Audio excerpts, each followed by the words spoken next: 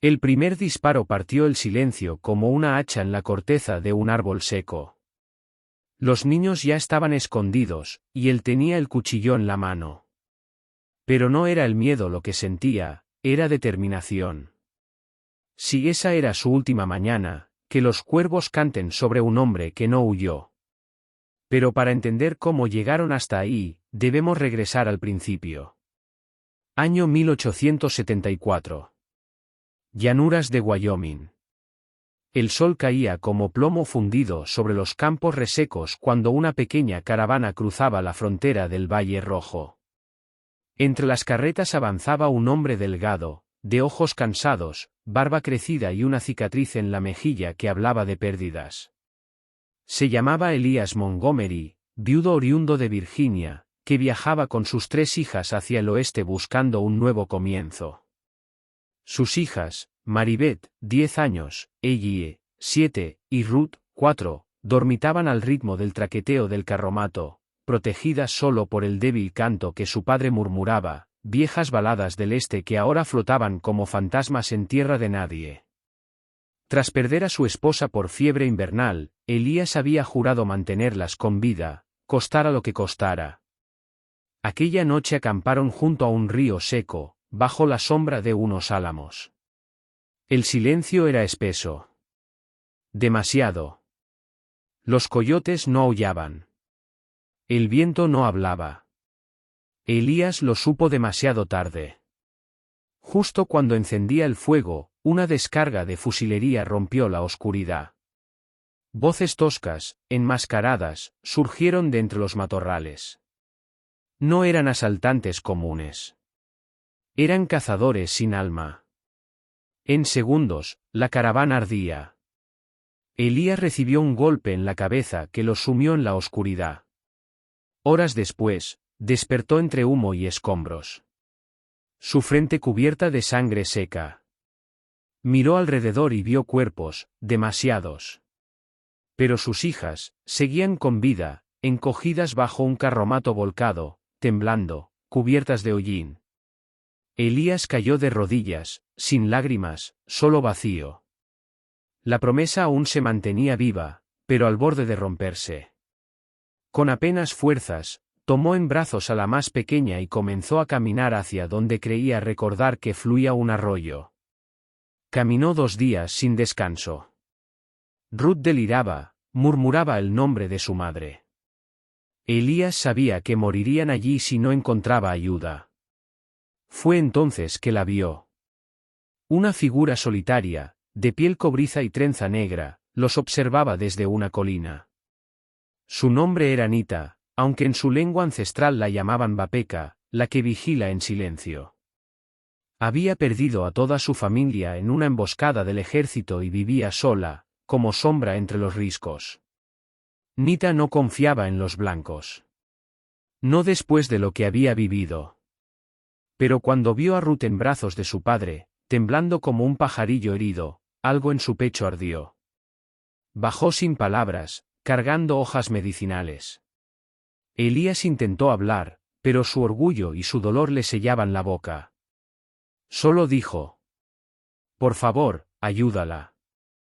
Ella lo ignoró, pero tomó a la niña con ternura, y los condujo a una hendidura entre rocas, donde tenía su refugio. Esa noche, en el silencio del fuego, el destino comenzó a cambiar. Los días en el refugio pasaban lentos, como si el tiempo hubiera decidido detenerse para sanar. Nita, o Bapeca, no hablaba mucho. Solo lo necesario. Pero sus manos eran sabias y sus gestos firmes. Preparaba cataplasmas con corteza seca, cocía raíces y enseñaba a Elías a moler hojas que bajaban la fiebre. Las niñas, al principio asustadas, pronto comenzaron a seguirla. Maribeth, la mayor, la observaba con respeto. Ella le contaba secretos como si fuera una tía mágica. Ruth, aún débil, se acurrucaba a su lado y sonreía cada vez que la mujer silbaba como un ave. Elías, por su parte, no dejaba de observar. Agradecido, sí, pero también desconcertado.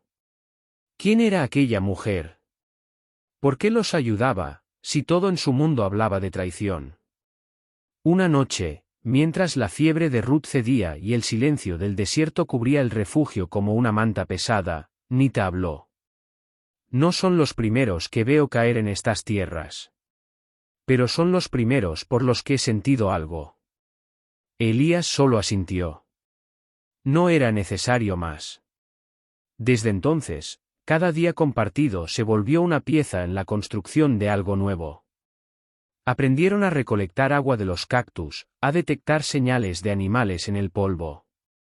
Elías, que creía haberlo perdido todo, comenzaba a recuperar algo más valioso, la esperanza.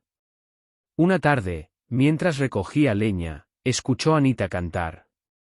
No entendía la lengua, pero la melodía hablaba de tierras robadas, de ancestros caídos, de amor perdido.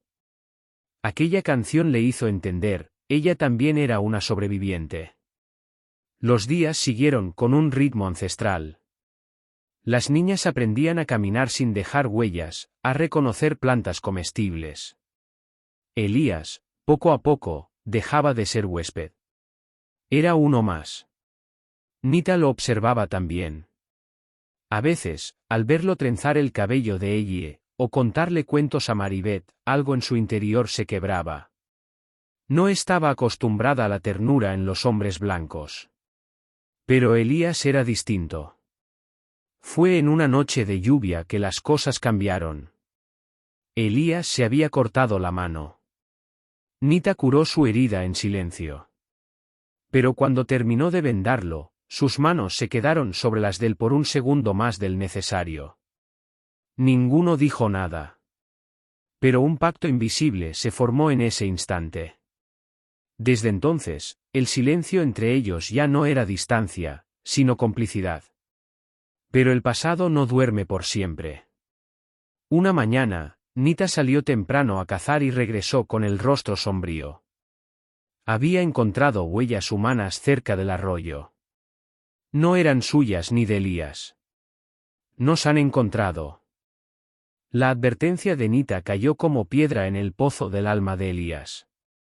Sabía que huir con 3 niñas no era una opción.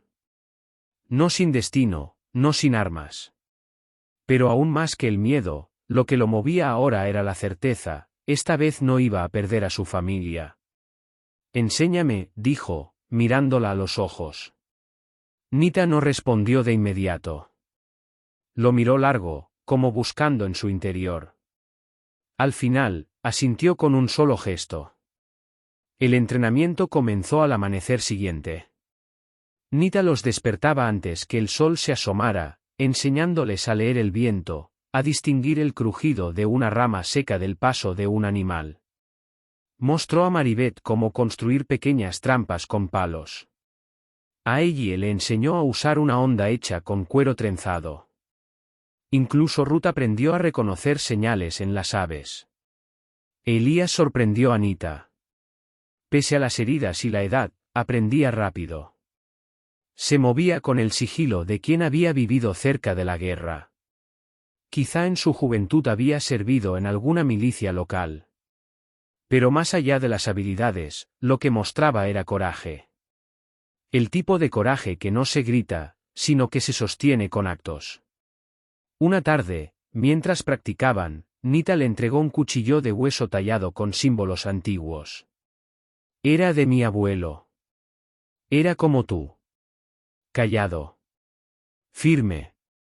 Elías lo sostuvo con reverencia, como si se tratara de una reliquia sagrada. En ese acto silencioso, se selló algo más profundo que una alianza, una pertenencia mutua. Las niñas, aunque asustadas, florecían. Maribeth ya vigilaba el sendero cada mañana. Ella encontraba escondites imposibles. Ruth enterraba semillas, para que la tierra nos cuide, decía con voz de susurro. Nita las miraba y por primera vez en años se permitía imaginar un futuro. Pero las señales eran claras, los perseguidores estaban cerca. Una noche, Nita subió sola hasta la colina. Desde ahí, bajo la luz pálida de la luna, vio el humo. Pequeño, pero real. Alguien más había encendido fuego en el desierto. Bajó en silencio. Elías ya estaba despierto. Sus ojos se cruzaron. No hicieron preguntas. Vamos a pelear, dijo ella. Y él asintió. El amanecer llegó cargado de silencio. Uno espeso, como si el desierto mismo contuviera el aliento. Elías y Nita se movían con precisión. Las niñas ya sabían qué hacer. Maribeth y ella escondieron piedras afiladas detrás de un montículo. Ruth, bajo la raíz de un viejo árbol, esperaba sin llorar. Su padre le había prometido que volvería por ella. Nita afilaba flechas, su rostro sin expresión. Su hombro aún dolía por una vieja herida, pero no flaqueaba. Elías, con el cuchillo ritual atado a la cintura, respiraba hondo. Ya no era el hombre roto que llegó a ese desierto, era un padre dispuesto a morir luchando. El primer disparo rompió la calma como un látigo. Los bandidos aparecieron entre los matorrales, gritando como hienas. Creían que enfrentarían campesinos débiles. No esperaban la resistencia de una mujer que se movía como sombra y de un hombre que peleaba por su sangre. Nita derribó a dos con sus flechas. Elías, con el cuchillo en alto, se lanzó contra uno que intentaba rodearlos. Peleó con rabia sorda, como si cada golpe fuera por cada noche de miedo, por cada lágrima de sus hijas. Uno de los atacantes trepó el sendero oculto, donde estaban las niñas. Maribeth le lanzó una piedra al rostro. Ella lo remató con un palo afilado, sin pensar. Luego se abrazaron, temblando, pero sin huir. Nita fue herida. Una bala la alcanzó en el hombro y cayó tras una roca. Elías corrió hacia ella, cubriéndola con su cuerpo. Aún sangrando, Nita se incorporó y enfrentó al último bandido, un hombre alto, con cicatriz en el rostro. Él levantó su rifle, pero ella se adelantó y hundió su lanza en su cuello. La batalla terminó. Solo quedó el sonido del viento entre los árboles y el crujido de la respiración agitada. Elías cargó a Nita hasta el refugio. Las niñas, sucias de polvo y sangre, lo siguieron en silencio. Ruth abrazaba el collar de cuentas azules que Nita le había dado días atrás, como si eso la protegiera. La herida era grave. Elías la limpió, le habló en voz baja, le cantó una vieja canción que su esposa solía cantar. Las niñas se turnaban para cuidarla, cantarle, sostener su mano. Pero Nita no respondía.